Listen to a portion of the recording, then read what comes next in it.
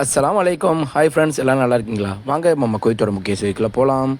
பாகிஸ்தானில் லாகூரில் இருந்து அங்கே உள்ளூர் விமானத்தில் ஏறக்கூடிய நபர் தவறுதலாக என்ன பண்ணிட்டாரு அப்படின்னா, சவுதி அரேபியா ஜெத்தாக்கு போகக்கூடிய அந்த கேட்டில் போய் ஏறி இதுக்கப்புறமா அவர் சவுதி அரேபியாவே போய் சேர்ந்துட்டார். இது சம்மந்தமாக சவுதியில் உள்ள அரசாங்கம் விமானத்துறையிலேருந்து என்ன தெரிவிச்சிருந்தாங்க அப்படின்னா, இதுக்கு முழுக்க காரணம் பாகிஸ்தானில் இருக்கக்கூடிய விமானத்துறை அதிகாரிகள் தான். அவங்க இந்த மாதிரி செக் பண்ணாமல் தவறுதலாக இங்கே அனுப்புறதுக்காக கண்டித்து அவர் மேலே வழக்குமே பதிவு பண்ணியிருக்காங்க. இதுக்கப்புறமா குவைத்தில் ஜஹரா பகுதியில் இப்போ ரீசெண்டாக ஒரு தீ விபத்து ஏற்பட்டிருக்கு. ஸோ இந்த தீ விபத்தில் அதிகப்படியான கட்டிடங்கள், காரு, இதுக்கப்புறமா அங்கே இருந்த எல்லா பொருட்களுமே எரிஞ்சு சேதமாயிட்டிருக்கு. தீயணைப்பு துறையிலுமே தீயணைக்க ட்ரை பண்ணிகிட்டு இருக்காங்க. இதுக்கப்புறமா இன்னொரு முக்கியமான நியூஸ் இருக்குது.